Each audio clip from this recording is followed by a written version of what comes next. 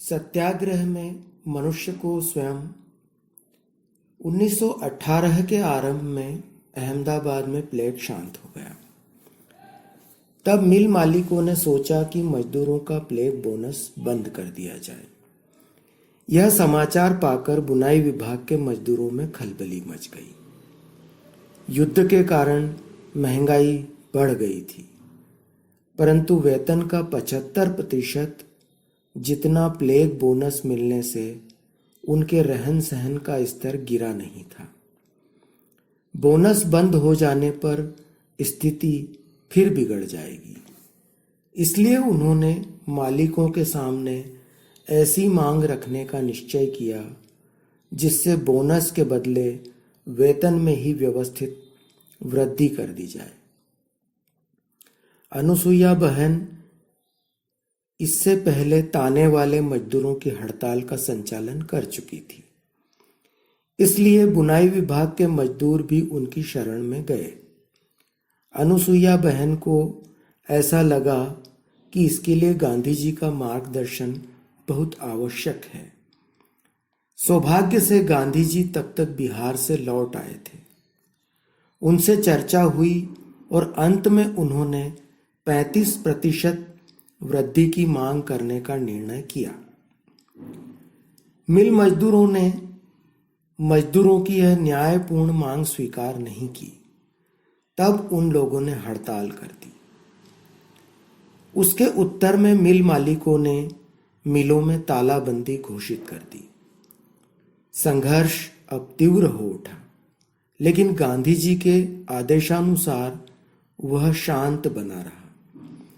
हड़ताल चलते हुए अभी थोड़े ही दिन हुए थे कि इसकी खबर अहमदाबाद शहर के बाहर भी सब जगह फैल गई। यह लड़ाई लंबे समय तक चलेगी तो मजदूरों को आर्थिक कठिनाई का सामना करना पड़ेगा। यह सोचकर इस लड़ाई के प्रति जिनकी सहानुभूति थी, उन्होंने सुझाया कि मजदूरों की मदद के लिए गांधी जी एक फंड स्थापित करें। इस संबंध में बंबई के एक मित्र ने इस राहत कोष में एक बड़ी रकम भेजने की इच्छा प्रकट की, लेकिन जब यह प्रश्न गांधी जी के सामने आया तो उन्होंने स्पष्ट कहा, ऐसी मांग कभी स्वीकार नहीं की जा सकती। अहमदाबाद के कुछ मित्र भी ऐसी सहायता करना चाहते थे।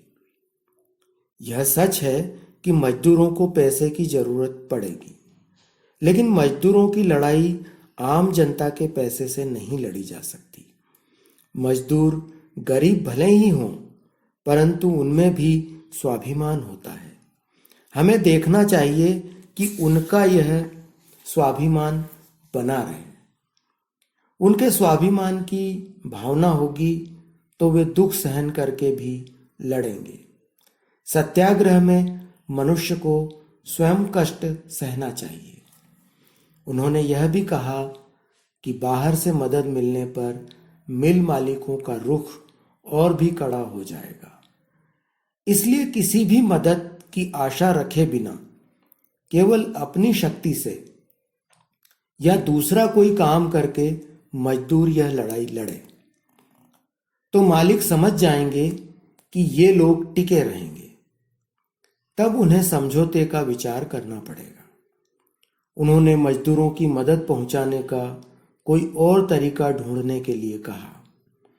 बोले, जरूरत पड़ने पर हम मजदूरों की मदद कर सकते हैं, परंतु इस तरह से उनके निर्वाह के लिए हम किसी दूसरे अनुकूल काम की व्यवस्था कर दें।